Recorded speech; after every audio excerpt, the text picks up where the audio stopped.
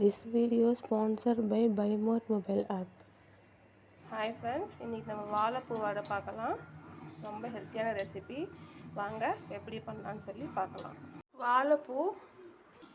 வாழைப்பூ கட்லெட் பண்ணுறதுக்கு நான் இந்த மாதிரி 2 வாழைப்பூவை வாங்கி வச்சுருக்கேன். இதில் இந்த மாதிரி இருந்ததெல்லாம் எடுத்து போட்டுட்டு, இந்த மாதிரி கருப்பாக இருந்ததெல்லாம் எடுத்து போட்டுட்டு, இந்த மாதிரி எலசாக இருக்கிற இதுக்குள்ளே எலசாக இருக்கும், எடுத்து காமிக்கிறேன். இந்த மாதிரி எடுத்துட்டு உள்ளார ஒரு கம்பி இருக்கும், அது எடுத்துடலாம். இந்த கம்பி தான், இந்த கம்பி நம்ம எடுத்துடலாம்.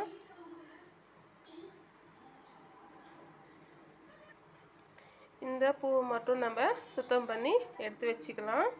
எடுத்து வச்சுக்கிட்டு கட்லெட் எப்படி பண்ணலான்னு சொல்லி பார்க்கலாம். இந்த மாதிரி பூவை சுத்தம் பண்ணி எடுத்துகிட்டு வந்திருக்கேன். உள்ளார இருக்கிறது லாஸ்ட்டாக இந்த மாதிரி இருக்கும், அதை அப்படியே கட் பண்ணி போட்டுக்கலாம்.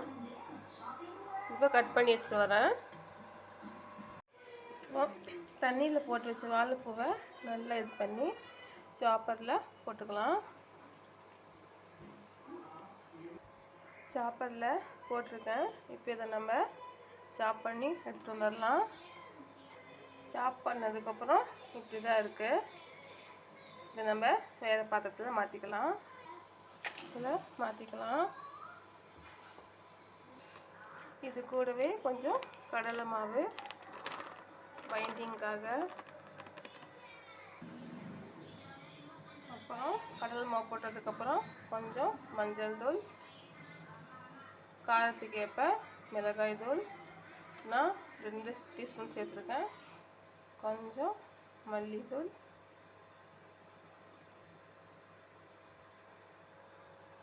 கொஞ்சம் கறி மசாலா, இஞ்சி பூண்டு பேஸ்ட்டு 1/4 டீஸ்பூன், தேவையான அளவு உப்பு எல்லாம் சேர்த்து நம்ம பிசைஞ்சிக்கலாம். தண்ணி தேவைப்பட்டால் கொஞ்சம் தெளித்து நம்ம பிசைஞ்சு எடுத்துக்கலாம்.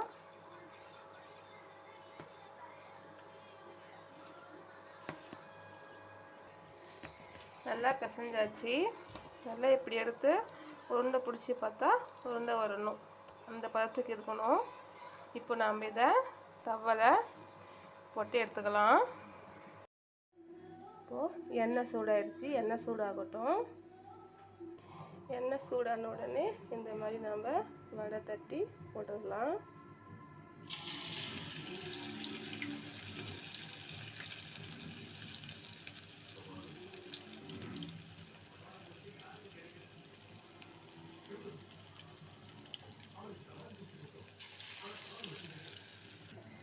ஒரு பக்கம் வெந்த உடனே இன்னொரு பக்கம் திருப்பி போட்டுக்கலாம்.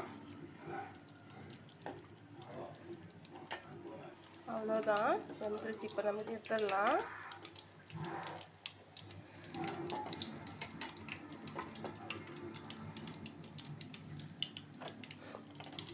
இந்த ரெசிபியை நீங்களும் வீட்டில் ட்ரை பண்ணி பாருங்கள். ரொம்ப ஹெல்த்தியான ரெசிபி. இவ்வளோதான், ரொம்ப சிம்பிளாக செஞ்சு முடிச்சிடலாம். தேங்க்யூ.